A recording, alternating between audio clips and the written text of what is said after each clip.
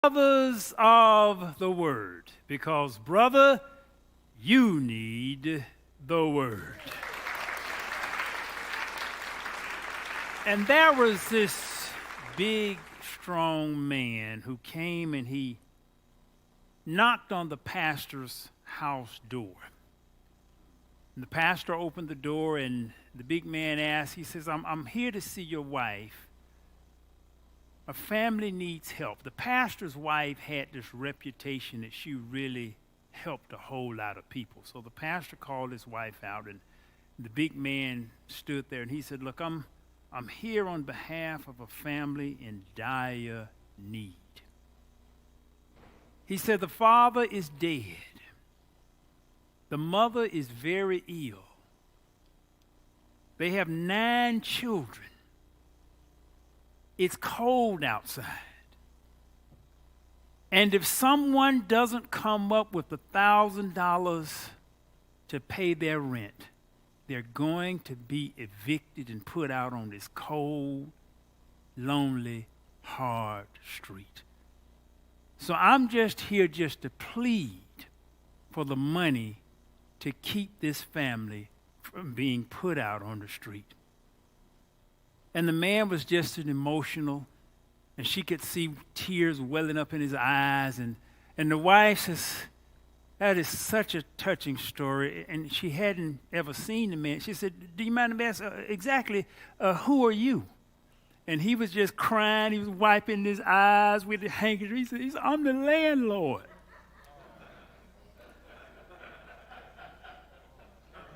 And today, I continue with the series of success forces, and today I'm talking about the success force of helping people.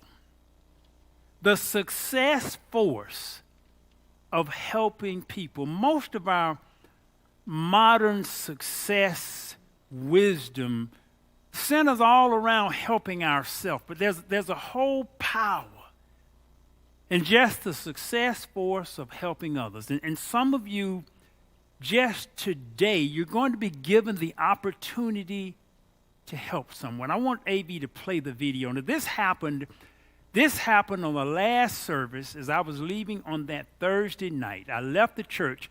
If you notice, you're going to see a truck come and hit this car. You just saw it hit. So here I am driving, and I normally take the expressway, but I was just led to go the back streets. And here this pickup truck had run into this Mercedes. That's the camera in my car that captured everything. You can turn off the video now. So here what happened, I'm leaving church. I see this pickup truck, and the car is right in front of me. It's the next car in front of me. I see this pickup truck run the light, hit this car, and I hear this loud bam. So I stand there, and eventually we help the young lady out of the car who was in the Mercedes, and the gentleman who was in the pickup truck had disappeared, and the truck was still running. So we're sitting there, and then not only was the truck still running, there was some gas leaking out down the street, and the truck still running. We couldn't figure out what happened to the man who was driving the truck. So when we looked in the truck, we saw the dash was all torn out, and the truck was hot wired. So the man had stolen the truck, was driving the stolen truck hot wired, couldn't turn it off, ran the red light, hit this lady in the car. We got the lady out. I called the police, and they were telling the lady, look, just sit on the side of the curb here until the ambulance comes, because you may have some injuries, you may have some soft tissue damage or whiplash or whatever. I said, no, don't let her sit on the curb. So I opened my car door, and she sat in my car. It took 40 minutes for the police to get there and about 45 minutes for the ambulance to get there. But she wasn't really hurt. But they weren't good. But she said she had all this pain in her side, so she may have had soft tissue damage. The point is, you will often get a chance to help someone every single day. It's one of the 13 commands that God has given me. Help someone every day. Help someone every day. Now, this is not in the normal success genre because it's so self-centered. You never see a book talking about how to make $1 million. You'll see that kind of book, but you never see a book, how to give $1 million. It just won't sell. Everybody's interested in how to make $1 million, but it won't sell if you write a book called How to Give $1 Million. Just won't sell. But there is a power in helping people that most people don't realize. We had a homegoing celebration. One of our best members transitioned about a week ago. Her name was Kathy Allen, and she was perhaps the best example that I've ever seen of just helping people. She was here at every single service, at every single event, and she was always serving. She never sat. She always served. Well done, my good and faithful servant. And she always had a smile. And you know, somehow, for whatever reason, pastors never seem to have to, and everybody has problems. Even pastors have problems. I don't know whether you all know it or not, but sometimes even the president has problems. Everybody has problems. But there's something about people who spend their focus giving. They don't seem to have as many problems as everybody else. There's just something about it. They just don't seem to have manifested as many problems as everybody else, or at least the problems they do have, their giving nature and attitude, it so covers the problems that you never see them, and it takes away so much of the pain. And this lady was here at every single event, always had a smile on her face, always was, she's just as quiet, but she always served. She was almost like a fixture. So if you came to an event here at the church, Kathy Allen was going to be there, and she was going to be there serving. Well done, my good and faithful servant. You need to help someone every day. When I got to the church yesterday and I walked in, Brother Cody helped me. Now, Brother Cody normally stands at the front of the steps, and he'll walk down the steps, and the ladies will come up, he'll come and he'll help every lady up the steps. But Brother Cody didn't help me because I came in the back steps. He didn't help me down or up the steps. I'm going to tell you how Brother Cody helped me. This is how Brother Cody helped me. Now, this is a red tie. Now, you're saying to yourself, well, how did Brother Cody help you with a red tie? When I walked in, and I had on a black suit and a black shirt and this red tie, Brother Cody said, Pastor, that tie sure looks good. Now, I didn't make this tie. I didn't design this tie. I'm not even sure if I bought the tie. But there was something about it when Brother Cody said, Pastor, that tie sure looks good. Something about that just made me feel better. Do you know your ability to help someone is so broad and it can work in so many different ways? Just a compliment. It does something, because a lot of times you don't know what folk have gone through. You just don't. And just a compliment. I was at a homegoing service. We were at the grave site, and the daughters of one of the daughters of the lady who passed away, I think her aunt came up to her and told her she had on a mask, because everyone there had on a mask, so all you could see were eyes. And I remember her telling Tiffany, she says, you have the most beautiful eyes. She said, don't people tell you all the time how pretty your eyes are? And Tiffany didn't respond, but I saw Tiffany's eyes light up, even at the grave site of her mother's burial. And I looked at Tiffany in the eyes and I said to myself, doggone it, they ain't real pretty. Do you know? And see, that's all she could see was just eyes. So it's when you focus on helping others, you will find things and you will find ways to help others and to brighten others' days. And when you help others, you will help yourself. One team of sociologists tracked 2,000 people over a 5-year period. And they found that Americans who described themselves as extremely happy volunteered an average of 5.8 hours per month. That was the minimum, actually, not the average. They volunteered at least 5.8 hours a month. That's about an hour and 15 minutes or so a week. But these were the people who described themselves as extremely happy. You know, I tell you all the time, I'm just real. I'm happier now than I've ever been in my life. But I spend a lot of time helping people. I spend a lot of resources helping people.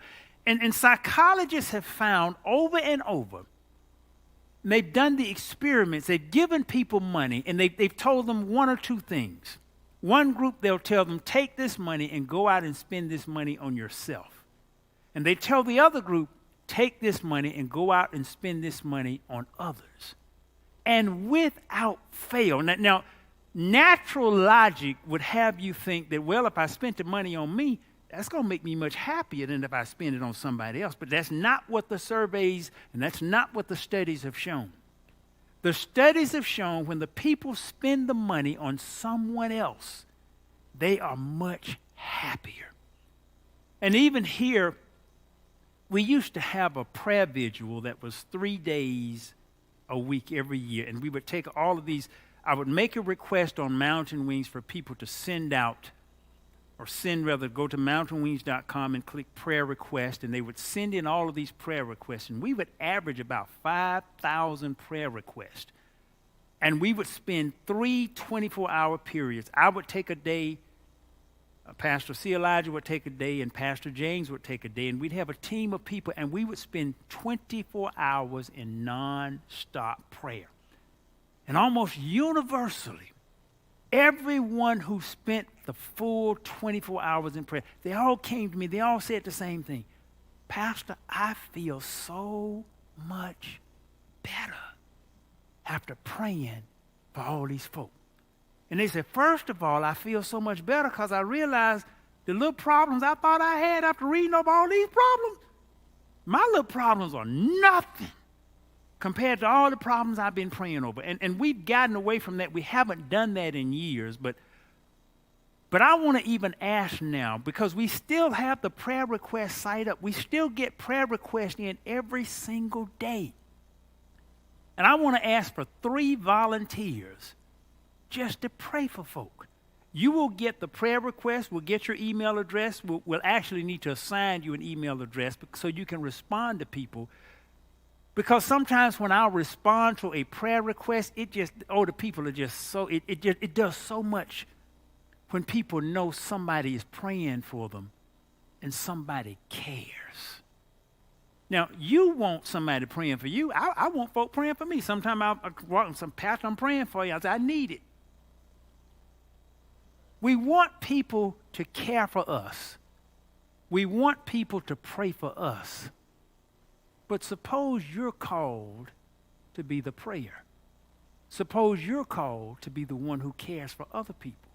And you'll find that what it will do for you, it will help to relieve you when you know, this is what happened with Job. When you read Job, and if you ask who's been through the roughest time in the Bible, everybody's going to say Job. God did not reverse Job's situation until he prayed for his friends. And for some of you, just to be able to pray for somebody, it's going to help you. Because in so many study after study, if you're at risk for heart problems, your doctor's probably told you to cut back on red meat or stress. But one piece of research showed that older individuals who volunteered for at least 200 hours a year decrease their risk of high blood pressure by a whopping 40%. Now, 200 hours a year, that's about 4 hours a week.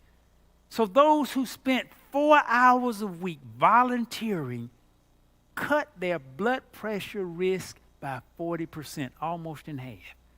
Do you know when you help other, and see, a lot of times high blood pressure is just caused by stress. When you're helping somebody else and not focused on your stuff, because, you know, the society is just geared to that. It always has been. It's always geared to me and mine. When you're not so focused on just your stuff, it takes stress off of you. When you're helping they've even found not only does it lower stress when you help folk, it lowers folks' stress just when they help animals. So when you help anybody, helping is one of those success forces. You'll find oftentimes people, they got all this money, but they're so stressed. They got all this depression because they're so focused on getting more and more stuff. They're focused on me and my problems and my situations. When you start praying for other folk, it's going to relieve some of your own situations. And I don't want to get but 3 folk after service, and I want 3 folk who are not doing a whole lot in the church already. Because a lot of times what you get is, you know, the people who are already doing a whole lot will volunteer. And normally, usually, if you want to get something done, that's what it says. Give it to a busy person. Don't give it to somebody not doing anything. Give it to a busy person. I want somebody, and you're here, you've been a member, but you haven't been participating in anything. Just 3 people. And what you're going to do, you get prayer requests every single day. You pray over the prayer request, and you respond if God leads you to respond, and just let people know, I understand your situation. I'm praying for you. And when that happens, you'll be surprised the change it will bring in your life. Volunteering helps counteract the effects of stress, anger, and anxiety. The social contact aspect of helping and working with others can have a profound effect on your overall psychological well-being. Nothing relieves stress better than a meaningful connection to another person. Working with pets and other animals has also been shown to improve mood and reduce stress and anxiety. Volunteering combats depression. So depression is nothing but sad. You sad, start helping somebody else.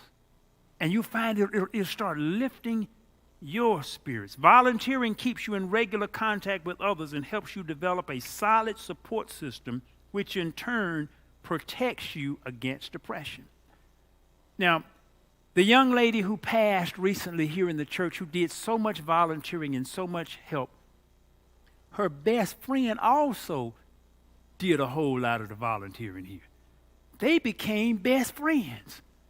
And do you know, I never will forget what God spoke to me one early morning in my prayer. He said, a friend is more valuable than a fortune.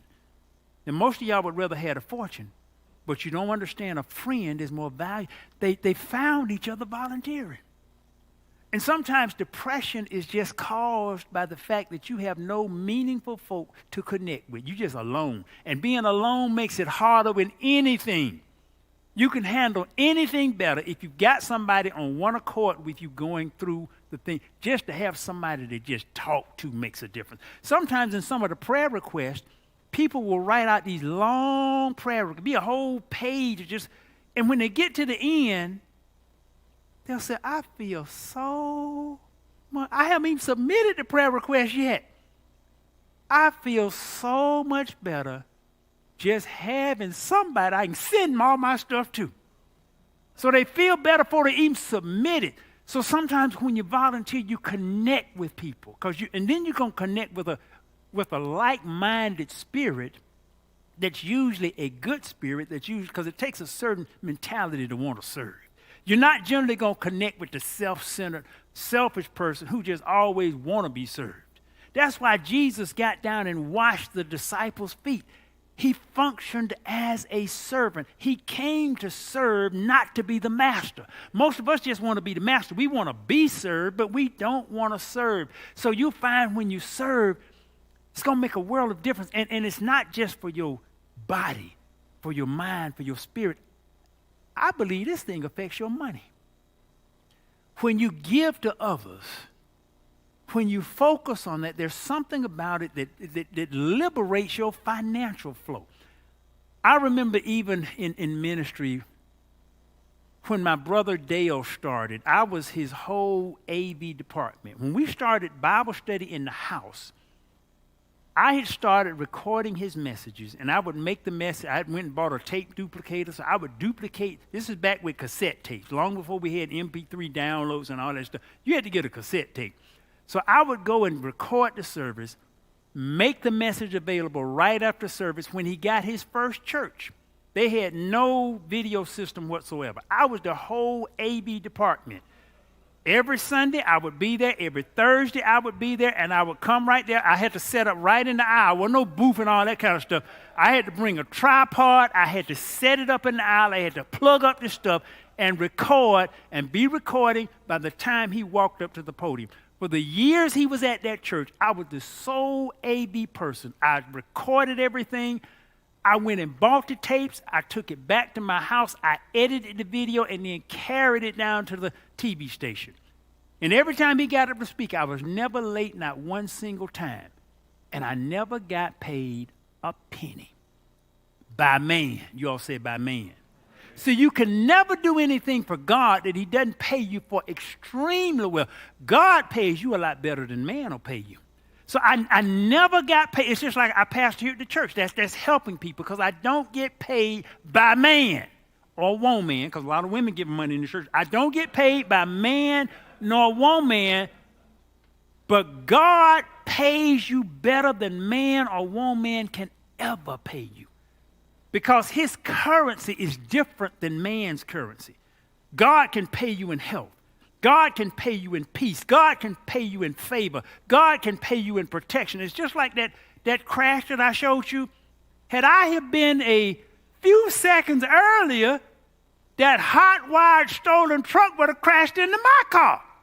Now, I would have still been protected, but then I'd have had all of the hassle of having to go get my car fixed and all this stuff. The man didn't have no insurance. Not only did he have no insurance, wasn't no man because he had run away. So I'd have had all kinds of hassle. So God put me in a position to be a helper instead of being the helpee. And that's why the Bible says it is more blessed to give than to receive, and it's hard for us to understand that principle and that truth, but it's a truth. It's more blessed to give than to receive. So to even help within God's house, there is a blessing that will return to you that you won't even have room enough to receive. And not only does it help your spirit, it's just helped my money. We've just seen hedges around us and just protection of where when other stuff going down, we just blessed beyond measure. And I talk about it a lot of time within the families. I say, Lord, I don't even understand why you bless me so much. And it's not that I don't have stuff that's wrong or stuff that I may think is missing or stuff that I think could be improved. I got plenty areas like that. But I don't focus on the stuff I'm missing. I'm focused on the blessings I've got. And I focus on helping other people. And I have that I have to find somebody to help every day to stay in command with God. And many of you need to adopt that same thing. And if Pastor, I ain't got no money to help for. It doesn't have to be money. Just look into your eyes and just tell them, you got some pretty eyes. And do you know if you tell a person that, every time they go in the mirror, they're going to hang just a few seconds longer? Looking at their eyes, you know they're right. My eyes are real pretty. Do you know that if you compliment and if you find things about people, and sometimes to be honest about it, it'd be hard to find some stuff. But everybody has beauty.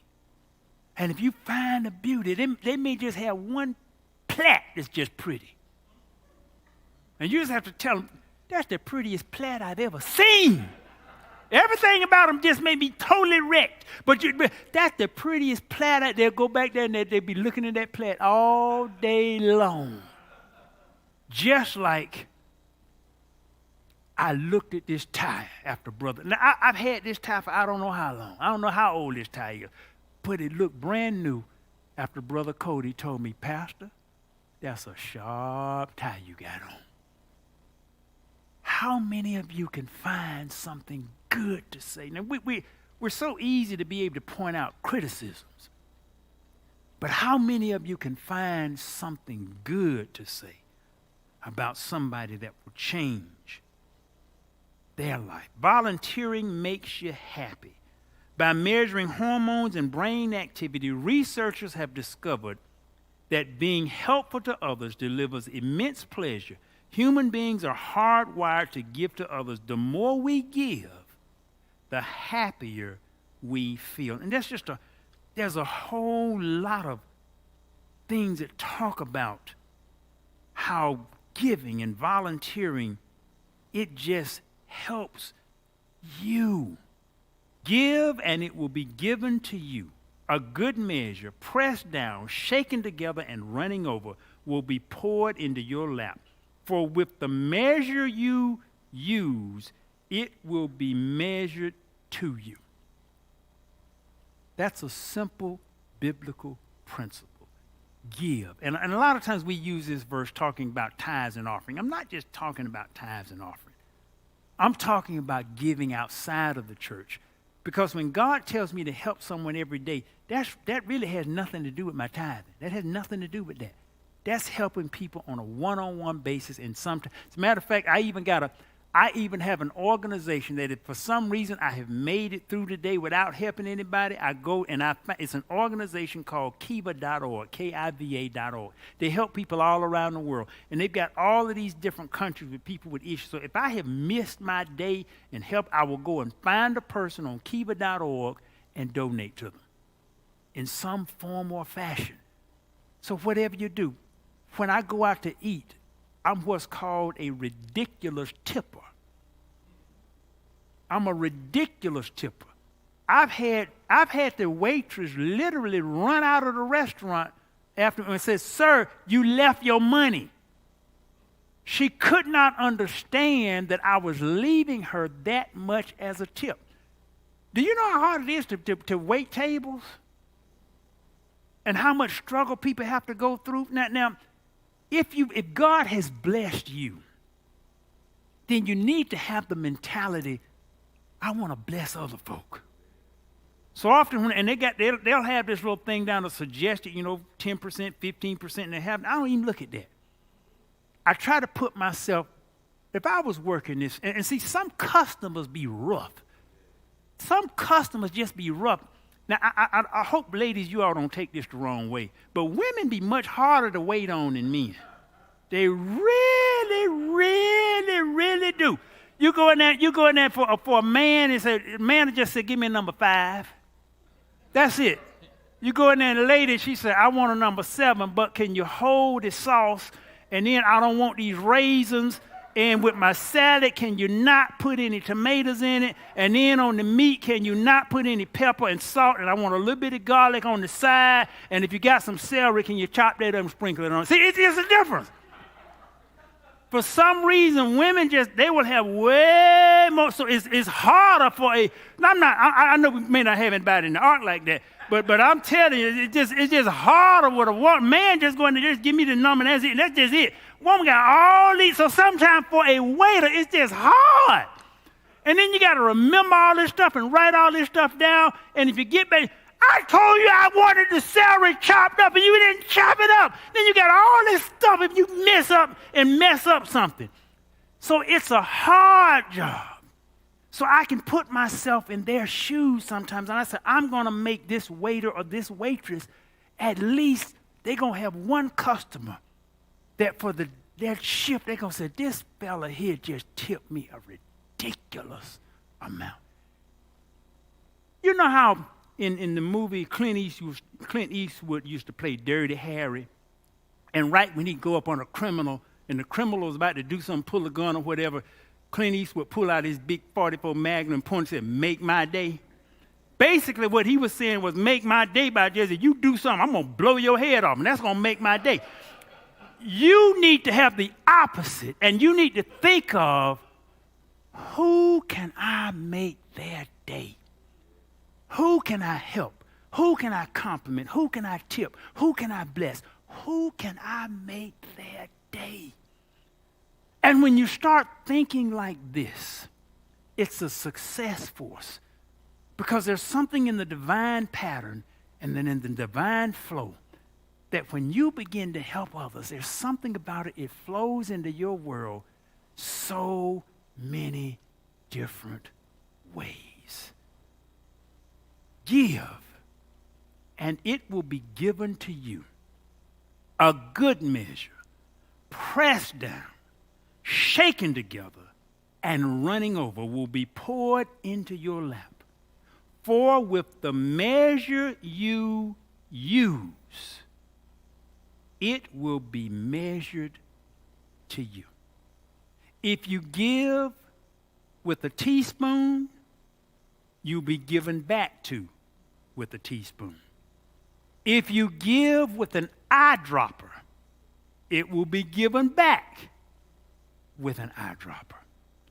If you give with a shovel, it will be shoveled back to you.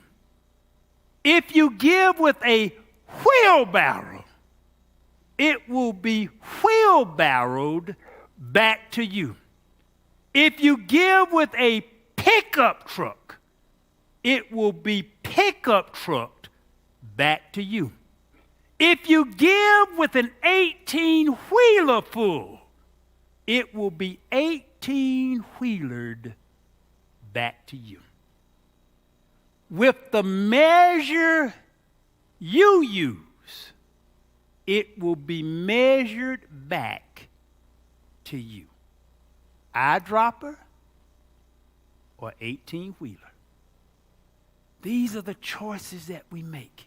And it's not depending on your material resources, because some of the most valuable gifts and some of the most valuable help that you can give is going to be with the words of your mouth, with encouraging and lifting up and building up people. Eyedropper or 18-wheeler. Help someone every day.